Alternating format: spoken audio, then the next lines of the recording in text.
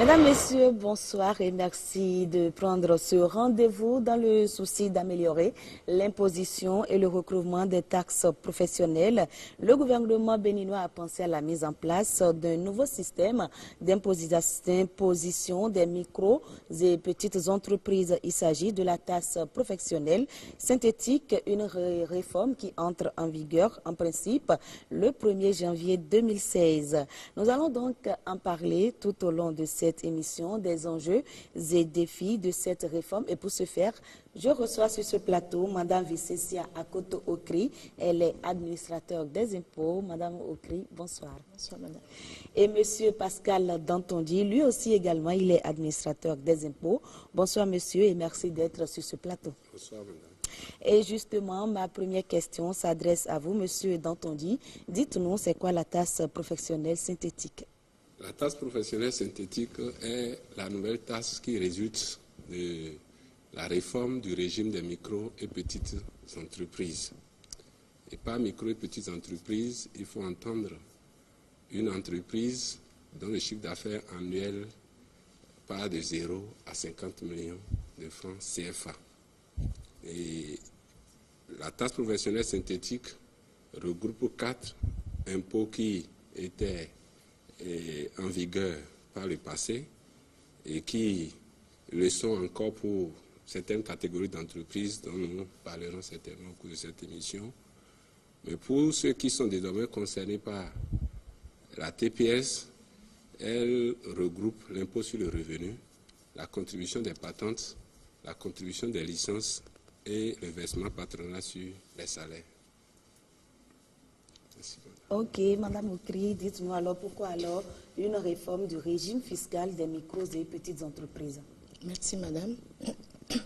Alors, la Direction générale des impôts a opté pour une réforme du régime fiscal des micros et petites entreprises suite à 3 différents constats. Le premier constat, c'est que le système fiscal d'imposition des micros et petites entreprises était jusque-là caractérisé par plusieurs formes d'imposition.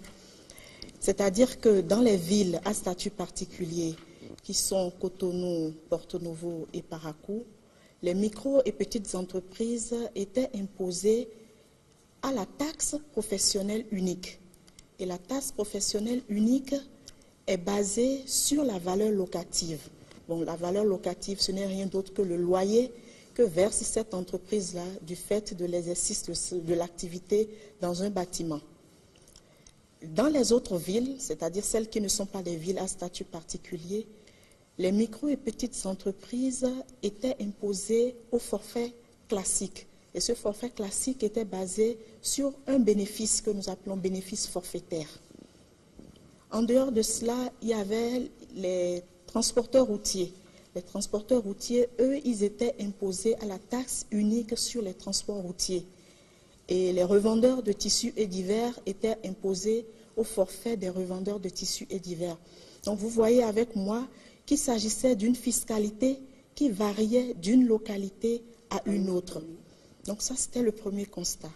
Le deuxième constat est relatif aux villes à statut particulier où les micro et petites entreprises étaient imposées à la taxe professionnelle unique, comme je le disais. Alors, ce n'est pas que l'imposition à la taxe professionnelle unique était une mauvaise chose, non. Mais elle posait quelques problèmes, quelques difficultés.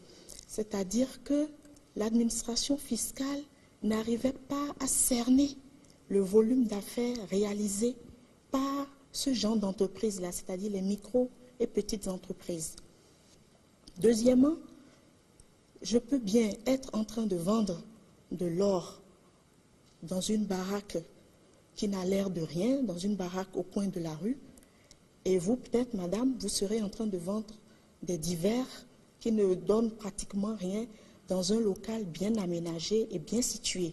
Donc, vous voyez, il y a parfois une injustice dans l'imposition des micro et petites entreprises qui étaient à la taxe professionnelle unique. Le troisième et le dernier constat,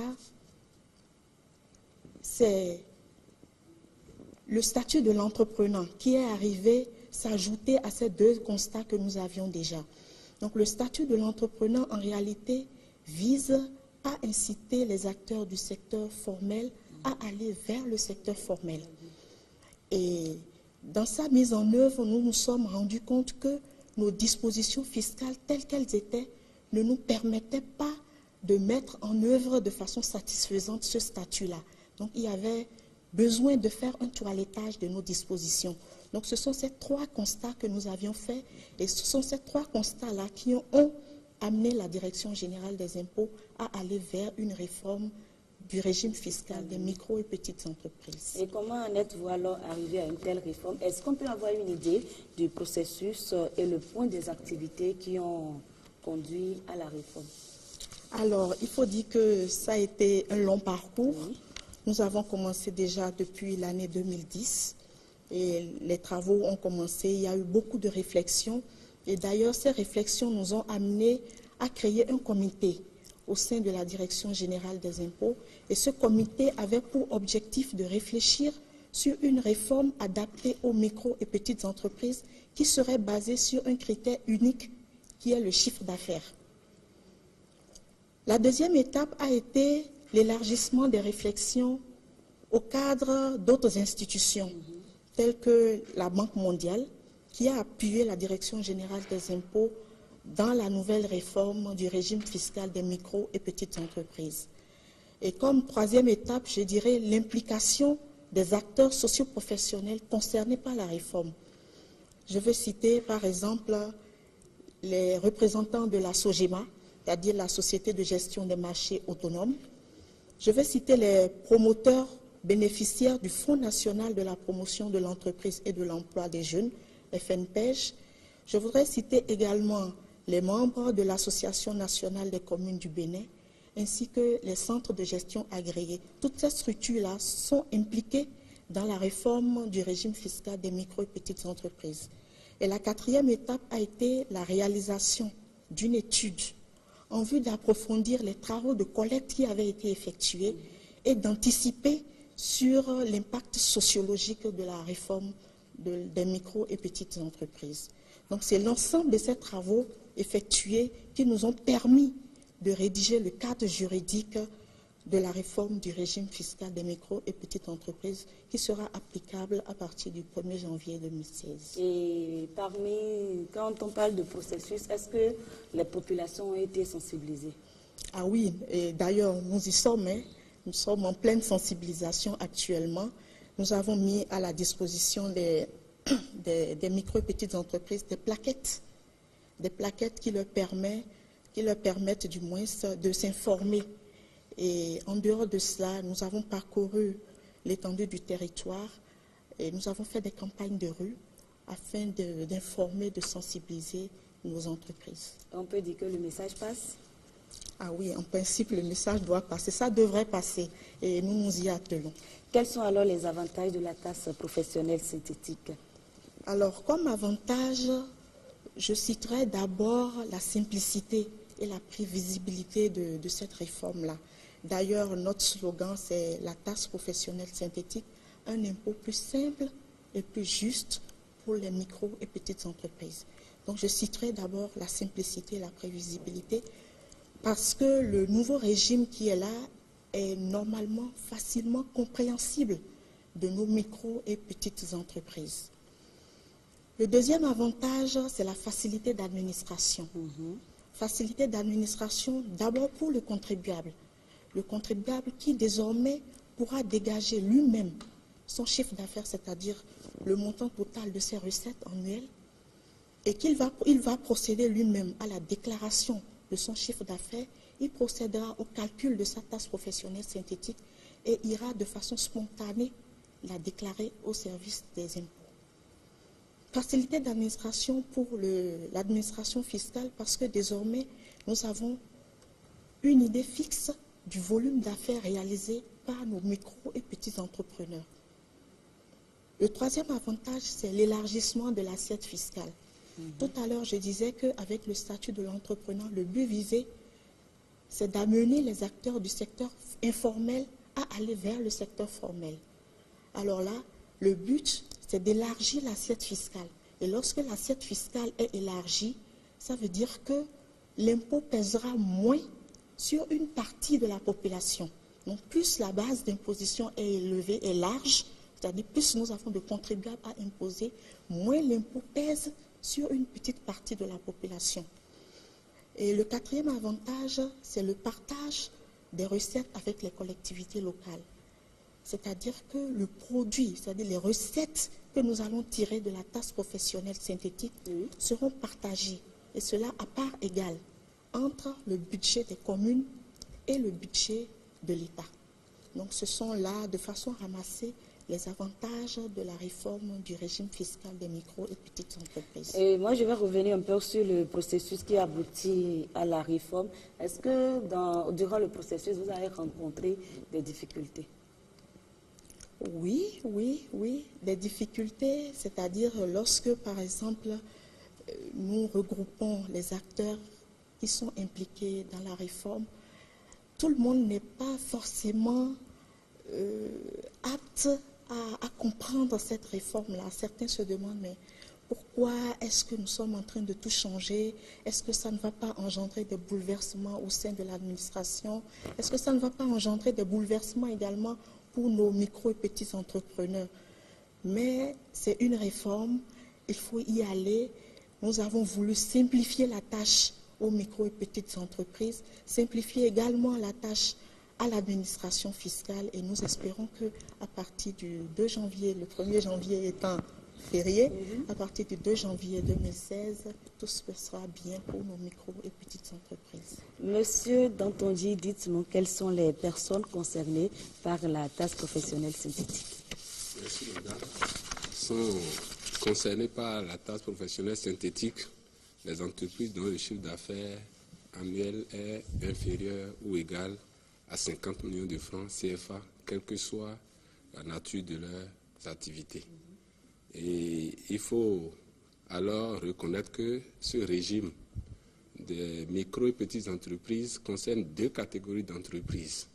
La première catégorie d'entreprises prend en compte celles-là dont le chiffre d'affaires se situe entre 0 et 20 millions de francs CFA inclus, et que nous qualifions de micro-entreprises. Et la deuxième catégorie, celle-là que nous qualifions de petites entreprises, ont un chiffre d'affaires annuel supérieur à 20 millions et inférieur ou égal à 50 millions. Et ce sont ces entreprises-là qui désormais relèvent du régime du micro et des micro et petites entreprises.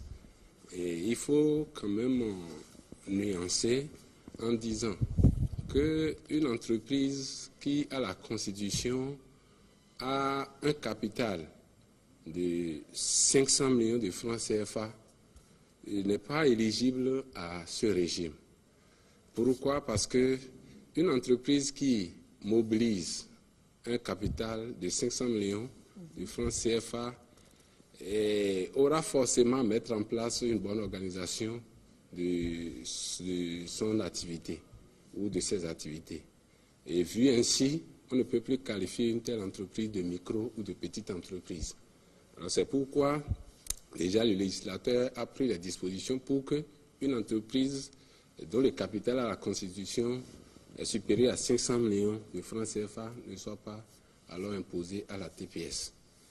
Un autre élément est que les personnes physiques ou morales dont l'activité relève des professions libérales ou de la catégorie des bénéfices non commerciaux ne sont pas admises à être dans la catégorie des micro-entreprises. Et elles sont tout au moins, si le chiffre d'affaires est inférieur ou égal à 50 millions, elles sont tout au moins considérées comme petites entreprises. On peut avoir des exemples? Oui, un cabinet d'avocats par exemple, un cabinet de notaires ou quoi d'autres, architectes, les géomètres, ce sont là les professionnels et dont le bénéfice relève des bénéfices non commerciaux. Et pourquoi cette discrimination? Cette discrimination parce que ceux qui exercent ces activités n'ont pas la qualité de commerçant, n'ont pas le statut de commerçant. C'est des gens qui ont un niveau d'instruction quand même un peu élevé, parce que n'est pas notaire qui veut, n'est pas avocat qui veut, n'est pas et architecte aussi qui veut, des gens qui ont étudié, et le législateur s'est dit, si cette catégorie de personnes se met à exercer une profession, il va falloir quand même qu'elle mette un peu d'organisation au niveau de l'exercice de sa profession. Et alors, à ce titre, elle va mettre peut-être une comptabilité en place, et en un mot, une traçabilité de toutes ses affaires. Et par rapport à cela, on s'est dit, on ne peut pas leur faire cet affront-là de les considérer comme des micro-entreprises, mais qu'elles sont tout au moins des petites entreprises. En fait, c'est ce que nous pouvons dire par rapport à ceux qui sont assujettis à la TPS. Et comment se calcule alors la TPS? Ok, le calcul de la TPS se calcule suivant, disons, cette catégorisation des entreprises qui sont dans le régime des micro et petites entreprises. Quand nous prenons le cas des micro-entreprises, leur TPS se calcule sur la base d'un barème qui prévoit déjà des fourchettes de chiffre d'affaires avec les montants d'impôts correspondants. À titre d'exemple, nous prenons une entreprise qui relève du négoce et dont le chiffre d'affaires se situe entre 0 et 1 million. La TPS qu'une telle entreprise aura à payer est de 6 250 francs. Quand le chiffre d'affaires se situe entre 1 million et 2 500 000, la TPS est de 21 875. Ça, c'est pour ceux qui exercent les activités de négoce. Mais de l'autre côté, on a prévu un autre barème pour les autres activités. Je vais vous dire pourquoi, à ce niveau encore, nous avons fait cette discrimination.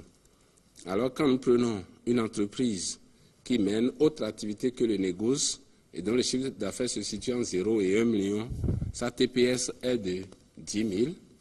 Et si le chiffre d'affaires se situe entre 1 million et 2 500 000, sa TPS est de 35 000.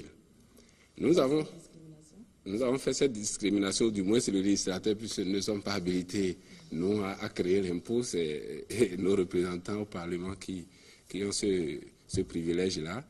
Et ils ont fait cette discrimination parce que, généralement, la marge bénéficiaire pour ceux qui mènent d'autres activités que les négoces est un peu plus élevée que les autres. Celui qui est dans le négoce, d'abord, le négoce, il faut le rappeler, c'est achat-revente. Il a un tas de choses à supporter. Vous savez, les coûts d'achat, tout ça, il faut prendre cela en considération, ainsi de suite, avant de parler d'une marge bénéficiaire éventuelle. Et à ce titre, on s'est dit, il faut quand même aménager un peu la situation par rapport aux autres qui n'engagent pas autant de dépenses, autant de frais avant de réaliser leur marge bénéficiaire. Donc c'est pourquoi il y a une discrimination au niveau des activités. Selon qu'on est de négoce, on paye moins. Selon que ces activités relèvent d'autres choses que le négoce, on paye un peu plus. Donc c'est ce que nous pouvons dire par rapport aux micro-entreprises. Pour les petites entreprises, la TPS est déterminée par application au montant du chiffre d'affaires et des taux.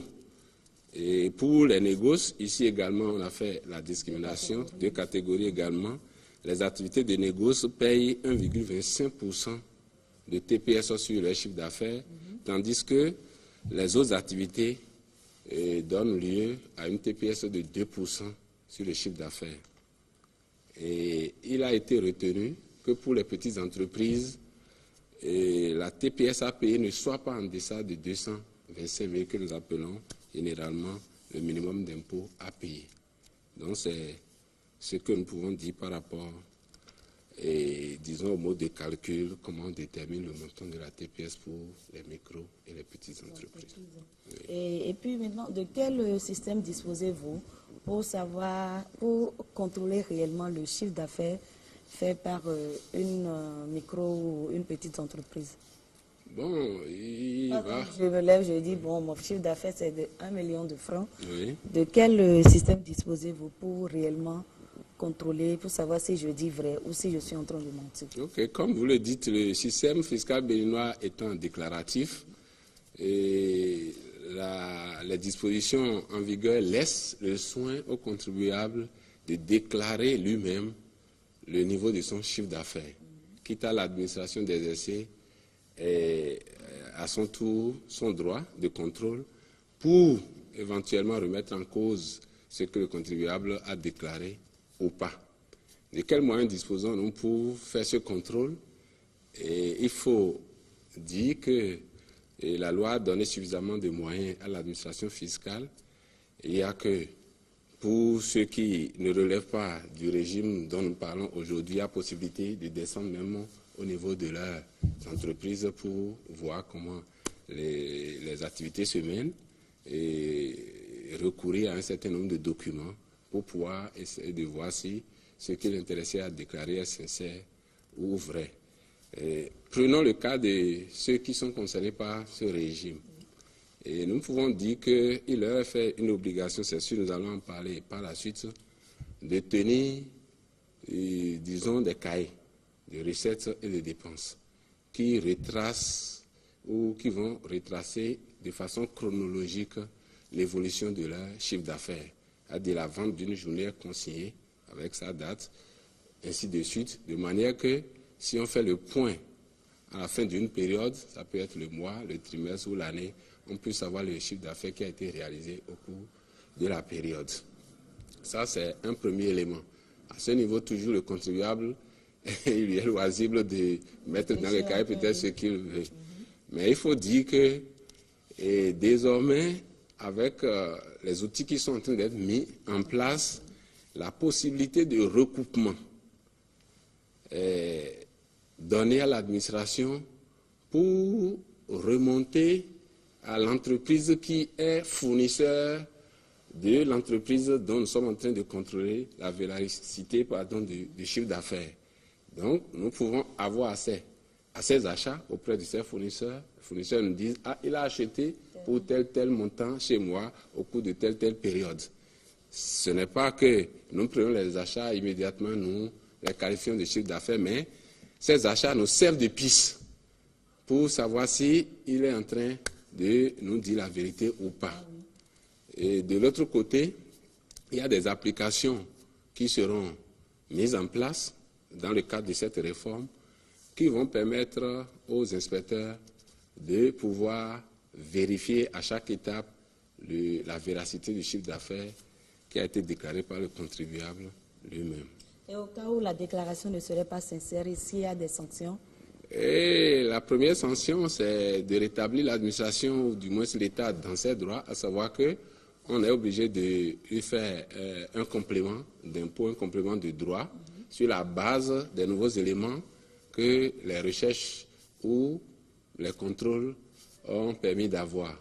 Donc, on essaie de voir alors ce qu'il a caché à l'administration. Et sur cette base-là, on lui dit, vous avez à payer en complément tel montant d'impôt. Parce que vous auriez dû, normalement, faire la déclaration de manière à prendre en compte ce que vous avez caché à l'administration. Oui, je crois que c'est ce que nous pouvons dire. Oui. Par rapport au calcul de la TPS, le calcul, c'est ce qu'on peut dire par rapport au calcul de la TPS. Oui, c'est ce que nous pouvons dire par rapport au calcul. Et quelles sont alors les modalités de paiement de la taxe professionnelle synthétique? Ok, les modalités de paiement, je crois que la discrimination continue. La discrimination continue parce qu'on a fait une situation particulière aux entreprises qui relèvent de la catégorie des micro-entreprises. Ces entreprises-là payent la TPS en un seul versement. Ça, c'est le principe. En un seul versement. Et tel que nous avions décrit le mode de calcul tout à l'heure, ce calcul se fait à l'aide d'une fiche que nous appelons fiche de paiement.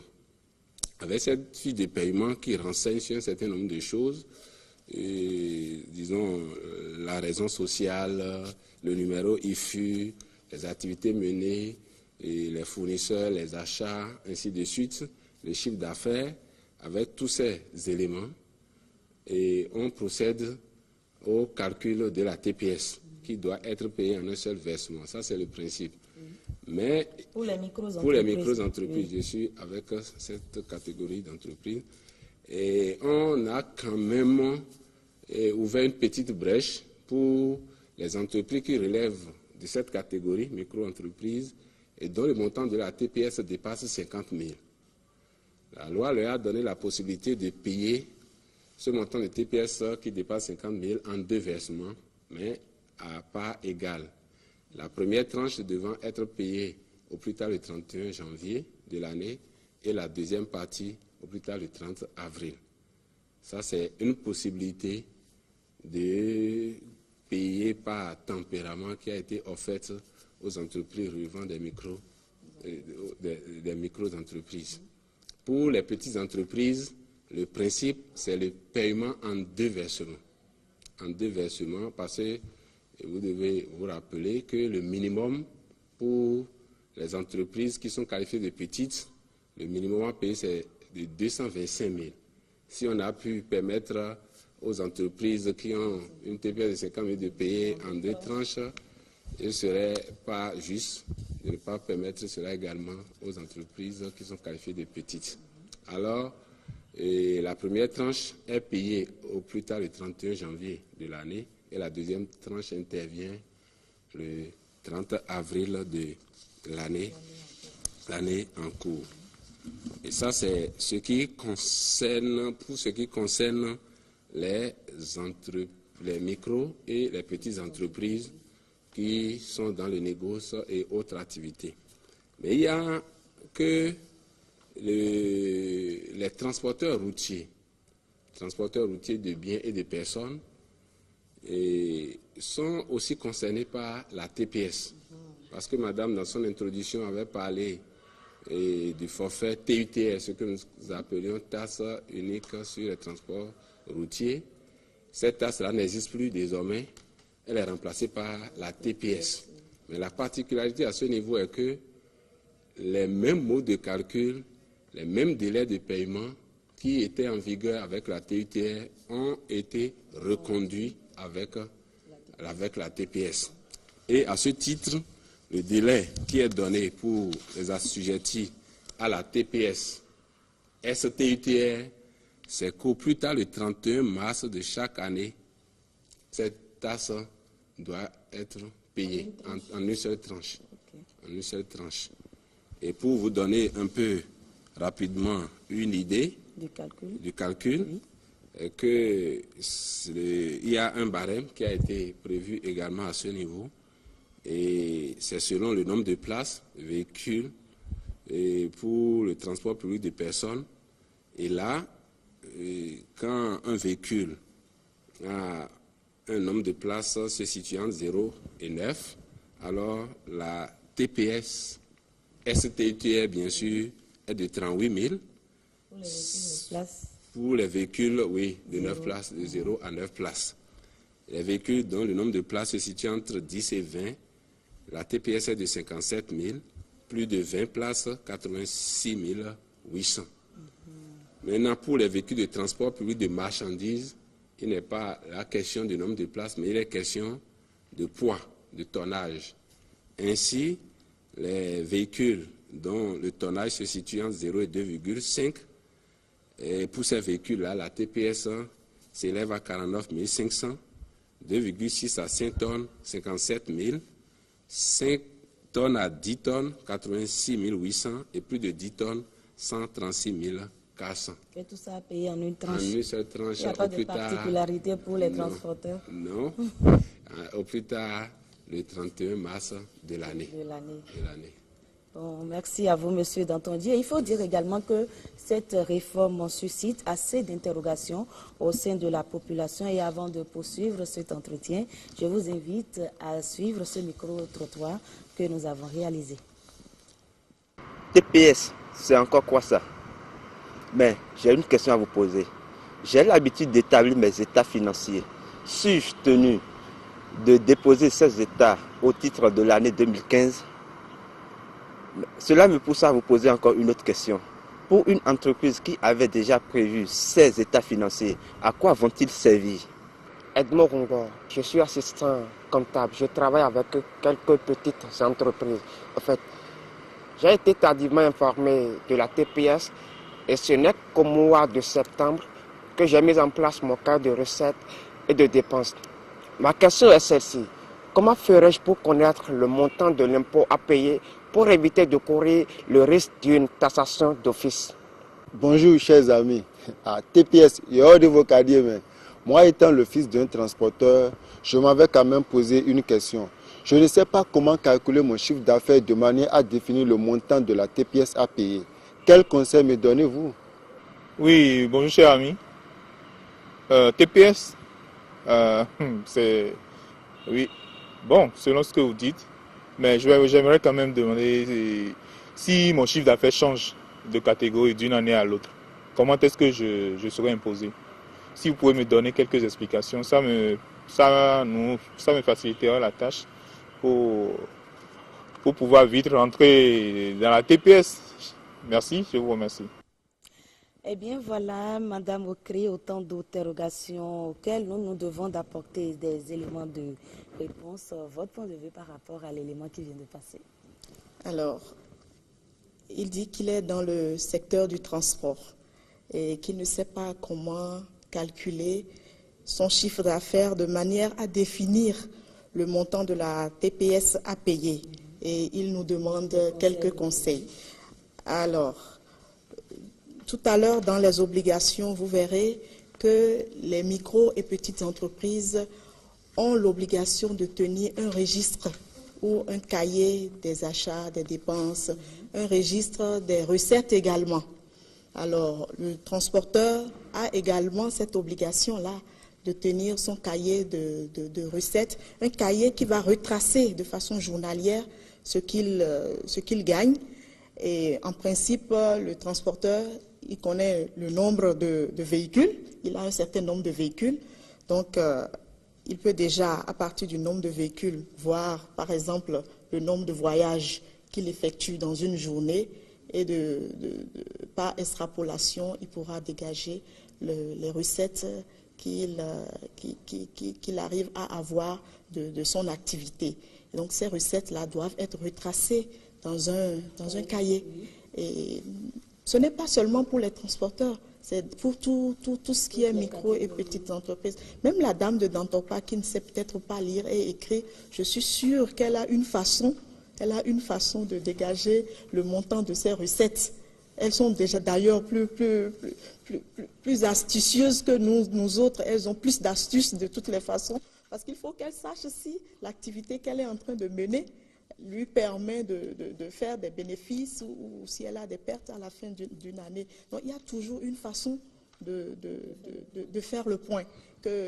Qu'il soit lettré ou illettré, ils ont toujours une façon de faire le point. Et l'essentiel pour nous, c'est que ce point-là soit retracé dans un cahier.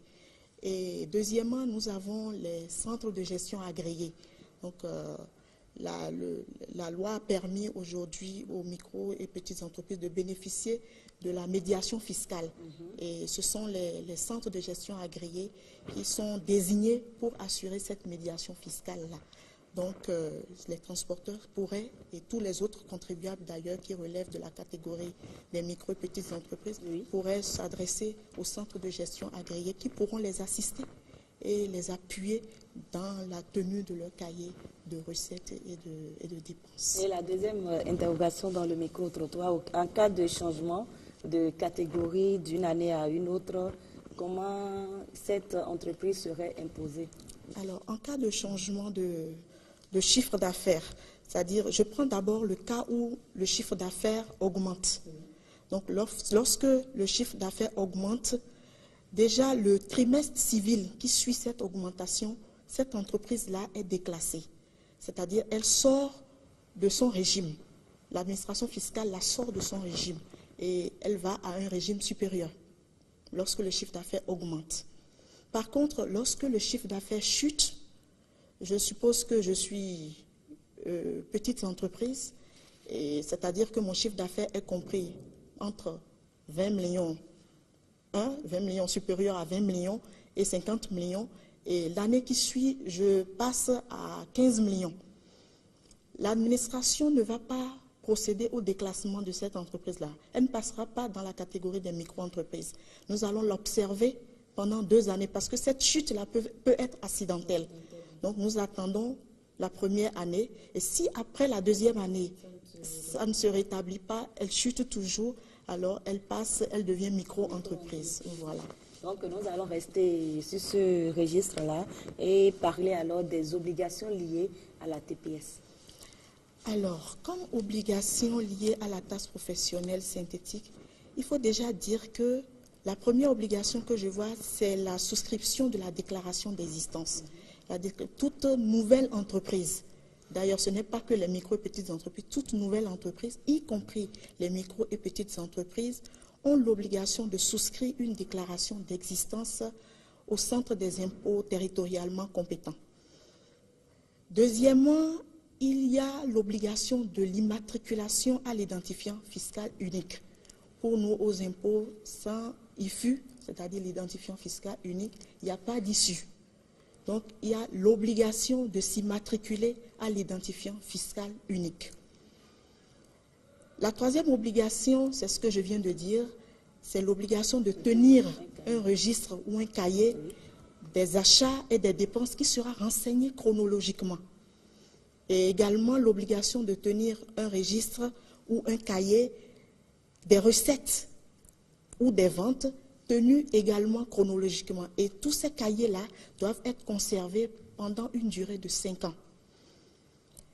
Il y a également l'obligation pour les micro-entreprises de présenter leur vignette à toute réquisition de l'administration fiscale. Parce que lorsque une micro-entreprise finit de solder sa taxe professionnelle synthétique, en plus de sa quittance, il lui est délivré une vignette. Et cette vignette-là doit être affichée de façon visible pour qu'à toute réquisition de l'administration fiscale, elle puisse montrer qu'elle est à jour vis-à-vis de ses obligations fiscales. Et en dehors de cela, pour les petites entreprises, elles ont l'obligation de souscrire une déclaration fiscale qui doit être déposée à la Direction générale des impôts en 3 exemplaires. Et cette déclaration comporte plusieurs renseignements que la petite entreprise devra remplir, tels que l'identifiant fiscal unique, le nom, la dénomination sociale, l'activité, voilà, pour les micro-entreprises. Voilà. Et au cas où ces obligations ne seraient pas respectées, est-ce qu'il y a des sanctions qui sont prévues? Par exemple, pour le défaut d'affichage de la vignette, il y a une amende de 20 000 francs qui est mise à la charge de la micro-entreprise qui n'affiche pas sa vignette. Et pour les entreprises qui ne payent pas à bonne date leur taxe professionnelle synthétique, il y a une majoration qui ne paye pas de façon spontanée leur taxe professionnelle synthétique. Il y a une majoration de 20% qui leur sera appliquée.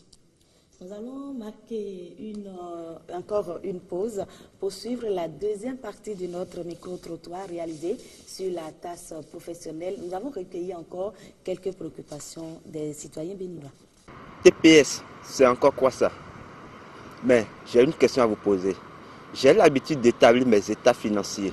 Suis-je tenu de déposer ces états au titre de l'année 2015? Cela me pousse à vous poser encore une autre question. Pour une entreprise qui avait déjà prévu ses états financiers, à quoi vont-ils servir? Edmond Rongo, je suis assistant comptable. Je travaille avec quelques petites entreprises. En fait, j'ai été tardivement informé de la TPS et ce n'est qu'au mois de septembre que j'ai mis en place mon cas de recettes et de dépenses. Ma question est celle-ci. Comment ferais-je pour connaître le montant de l'impôt à payer pour éviter de courir le risque d'une taxation d'office? Bonjour chers amis. TPS, il y a de vos cadres, mais moi étant le fils d'un transporteur, je m'avais quand même posé une question. Je ne sais pas comment calculer mon chiffre d'affaires de manière à définir le montant de la TPS à payer. Quel conseil me donnez-vous? Oui, bonjour cher ami. TPS, c'est... Oui, bon, selon ce que vous dites, mais j'aimerais quand même demander si mon chiffre d'affaires change de catégorie d'une année à l'autre, comment est-ce que je serai imposé? Si vous pouvez me donner quelques explications, ça me facilitera la tâche pour pouvoir vite rentrer dans la TPS. Merci, je vous remercie. Je suis à vous maintenant, Monsieur Dantonji, votre appréciation par rapport à l'élément qui vient de passer. Merci, Madame. Je crois que l'un des citoyens interrogés se préoccupait du fait qu'il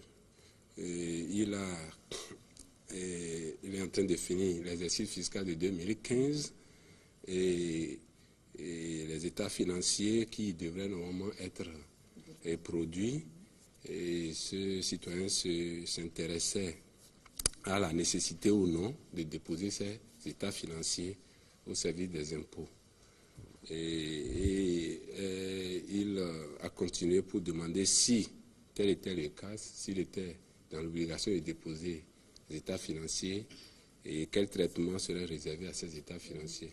Je crois que c'est l'essentiel de sa préoccupation, oui. Et nous pouvons lui répondre en disant ceci. Nous essayons de respecter la séparation des exercices au niveau de l'administration fiscale et à ce titre, les impôts qui sont dus au titre d'une année restent dus jusqu'à ce qu'ils soient payés, ils soient soldés. Et par rapport à cela, les activités qui ont été menées au cours de 2015 vont obligatoirement donner lieu à la production des états financiers.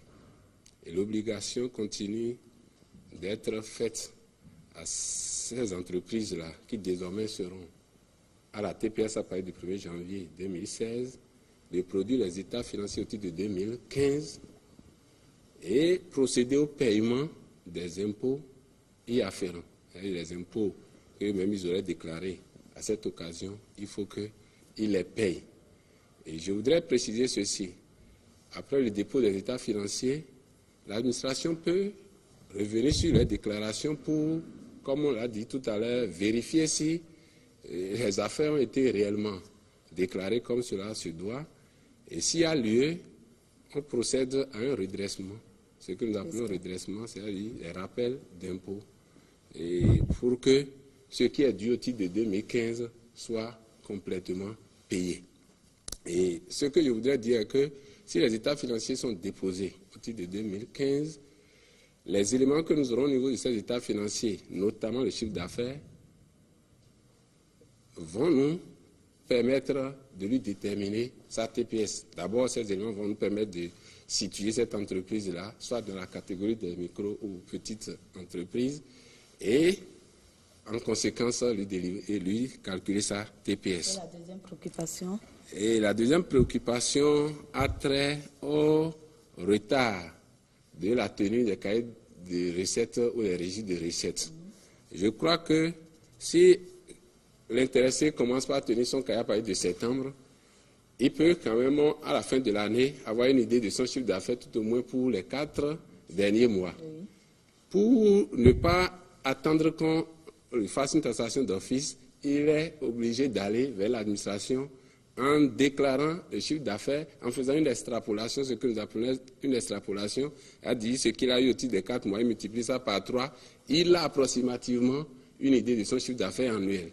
Il faut qu'il aille déposer tout au moins ça et se faire payer, disons, comment on dit, et payer l'impôt correspondant en attendant que le service des impôts ne fasse un travail pour vérifier si ce qu'il a déclaré est juste ou pas. Et moi, j'ajoute une question. Quelles sont les mesures incitatives de la réforme? Oui, comme toute réforme, par rapport à la TPS, les mesures incitatives ont été prévues. La première qui me vient immédiatement à l'idée est qu'il y a une exonération qu'on a accordée aux nouvelles entreprises.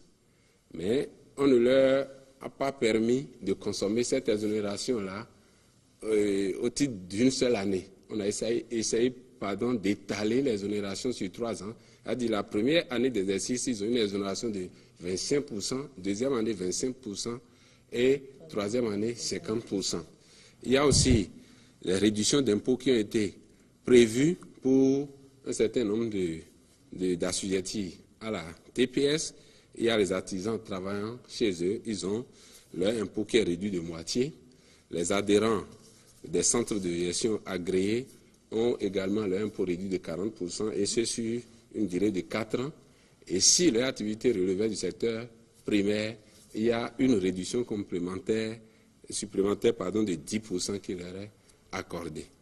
Et au-delà de tout ça, si un assujetti à la TPS se retrouve en difficulté, il a la possibilité de se référer au médiateur fiscal, au médiateur fiscal qui est un centre de gestion agréé. C'est du moins ce que l'arrêté a prévu pour le moment. C'est-à-dire les centres de gestion agréés jouent le rôle de médiateur fiscal pour les assujettis à la TPS. Nous sommes presque au terme de cette édition, mais avant de partir, je vais demander à Mme Okri, quel conseil donnerez-vous, par exemple, à un contribuable qui ne sait pas les dispositions à prendre pour s'acquitter de sa TPS? Alors, je dirais que la taxe professionnelle synthétique a été instituée pour faciliter la tâche à nos micro et petits entrepreneurs. Alors, actuellement, nous sommes en pleine campagne de communication, de sensibilisation et d'information de nos micro et petites entreprises. Et c'est pour cela que nous avons élaboré cette plaquette-là pour permettre à toutes nos micro et petites entreprises de s'informer, de se mettre au parfum de la réforme et de pouvoir payer de façon facile leur taxe professionnelle synthétique à partir de janvier 2016. Et en plus de cela, je dirais que si les dispositions qui ont été mises dans cette plaquette-là ne sont pas bien comprises de nos contribuables, ils peuvent se rapprocher de nos centres des impôts des petites entreprises pour avoir plus d'informations. Nos collègues sont à leur disposition et en dehors de cela, nous avons mis en place des numéros que nos contribuables peuvent appeler pour avoir plus d'informations, pour mieux comprendre la réforme des micro et petites entreprises. Et ces numéros sont le 62 41 20 31 ou le 95 88 40 22. Et j'insiste, il s'agit d'un impôt plus simple et plus juste pour les micro et petites entreprises. Monsieur Dantondi, un mot pour conclure? Un mot pour conclure. Je peux dire que cette réforme, il faut que ça puisse réussir. Et comme Madame le dit, il y va de l'intérêt de nos partenaires qui sont les contribuables, Et je voudrais aussi préciser que les micro et petites entreprises ne sont pas assujetties à la TVA. On aura l'occasion certainement de revenir là-dessus au cours d'une autre émission, certainement. Et n'est taxable à la TVA ou du moins ça n'est redevable de la TVA désormais que ce qui relève du régime du réel simplifié ou réel normal. Merci beaucoup à vous, Monsieur Pascal Dantondi, et merci à vous également, Madame Vicinsia Koto-Okri. Mesdames, Messieurs, voilà, ce sera tout pour cette émission. Merci d'avoir été des nôtres. Excellente suite des programmes de la télévision nationale.